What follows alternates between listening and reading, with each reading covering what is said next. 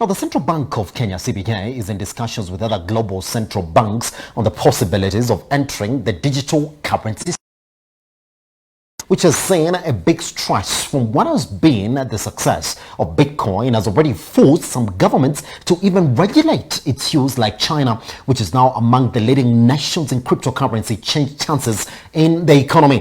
Now, the CBK governor, speaking on the sidelines of the Georgetown's DC FinTech Week, said, and I'm going to quote, "We are already having discussions with other global players in various ways around the introduction of the central bank digital currencies. The push comes as a result of mushrooming of private cryptocurrencies, and we are already feeling left out and need to create our own space," end quote.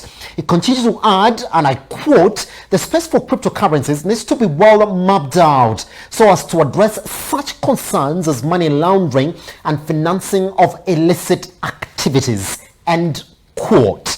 This morning, to help us understand Kenyan chances at digital currency and where we are right now with the Bitcoin advancements in the country as well, we are joined by Alice Nangi, crypto trader and founder, Zidane Technologies. Alice, before I come to you, I want to look at what the Bitcoin value is currently, even as we speak now, because it actually did cross the $13,000 mark, with experts saying that we might see 20,000. Fine. And I want to start from there. Are we just about to see $20,000 mark? Well, Simba, that's speculation, yeah, based on history data. But for sure, we have actually been doing very, very well. Yeah, for the past 2 months, we've seen the price rise all the way from 10,000. Yes. Right now, we've seen highs of up to 13,400. Yeah. Yes. In just a span of between 8 and 10 weeks. Yeah. So we are doing very, very well with all the positive news, with all the governments now, working together, getting into the digital currency space. We have really huge bodies, supporting the space, and all this positive news has actually led us to a bull trend. Yeah, we've been quite bullish for the past few weeks. Yes. And we actually are very, very positive on where the price is headed within the next few weeks. Yeah. So Yes. if we look at history, we have another level at 14,000, we have another level at 16,000, and for sure 20,000, yeah, is actually where most of us now are looking at in the long run. I want to ask you, Alice, though, about this announcement, therefore, from our CBK governor, Dr. Patrick Njoroge, that, well, digital currency for Kenya is not that far away, because he's saying, well, we are feeling left out. What would that mean for the already established cryptocurrencies in the country, like Bitcoin, which has really taken a hold of the Kenyan economy? Well, like I've just told you, yeah, it's very positive news for us, yeah. Yes. Because as much as the central banks are getting into it, they will get into it from a different aspect, yeah. I see. Right now, when we look at the private digital currency space, how we look at it, what are some of the challenges that it's solving, yeah? First and foremost, speculatively, as we look at it, it's already a store of value, yeah? Yes. From how we look at the price have been going with all the technicals and fundamentals attached to it, yeah? Most of people who have invested in it have actually very positive information to say about it, yeah? So there are other challenges that it's been solving, like cross-border transactions, yeah? It's taken the power of finances back to the people, yeah? You hold your money in your wallet. You can track the transactions. They're very open on the ledger. The cost is cut off, of all intermediaries. So there are current problems and challenges that the crypto space has already solved for the private investors. But now the central banks will come at it from a different perspective, yeah? What challenges will they be solving that are currently present in the financial system, and they can actually use this technology in a positive way, yeah, to impact, yeah, now the greater public, yeah? So it's going to be on a totally different perspective from what now the private sector has looked at it. But it's very positive news for the private sector. Bitcoin is on the bull run. It's, it will continue. There are many use cases that are coming up. There are many big entities that are coming on board. So it's very positive news for the private crypto space. I want to ask you this as well, Alice. I mean, Kenyan government has been known to be quite tough, especially when talking about currency outflows from our economy. Do you think that they will sort of try and regulate deeply, come into this space and sort of stifle the sort of, I would say, independence that you have right now in this market?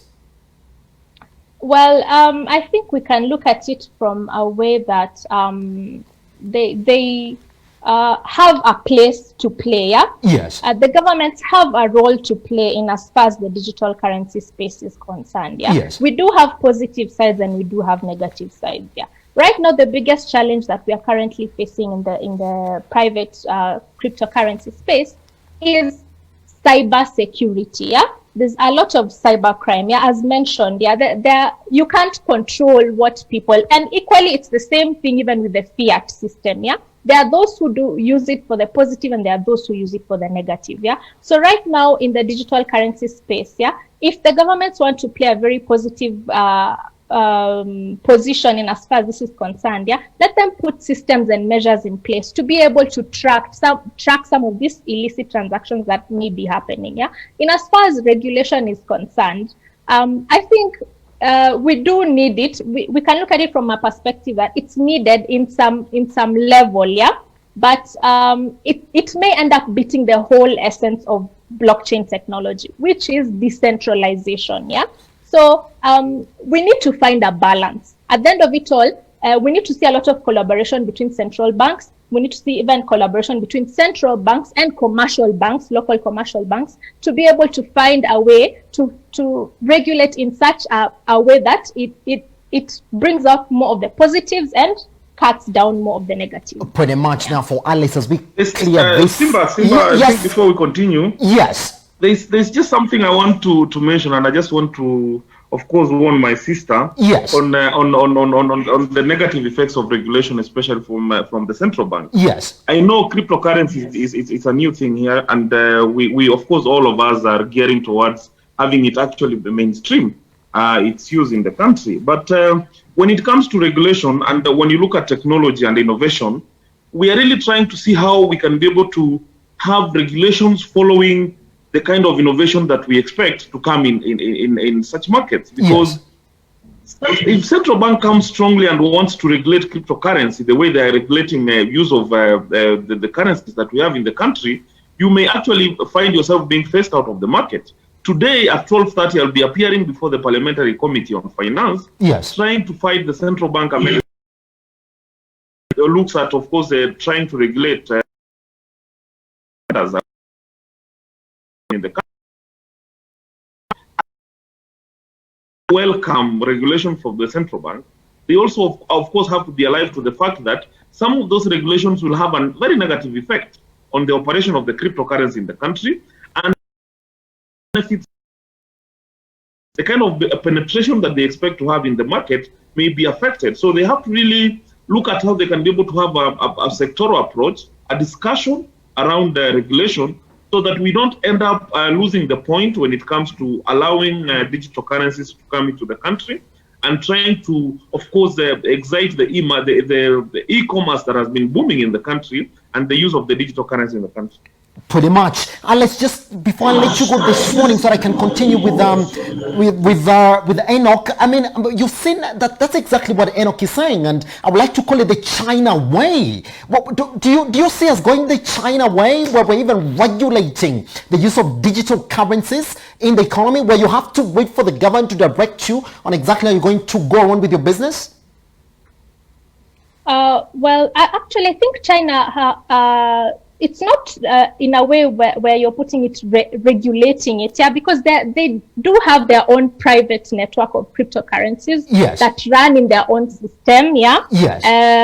So what now the Chinese government have done, they've actually developed their own digital yuan, yeah. They've released about 10 million worth of digital yuan to random people, yeah, about 50,000 people, and they've put systems in place to be able to now track these transactions, to be able to include it in the system, you know. So it's not in a way that they're completely regulating it and, putting stringent measures, but they are in a phase where they're trying to test how this system will work together with now the already existing financial system as is, yeah. And they already do have their own private business people and business owners who are running the entire crypto space. Have to look at when we're introducing our own digital currency, we have to think ahead, yeah. The Very central much. bank, if they're releasing their own, they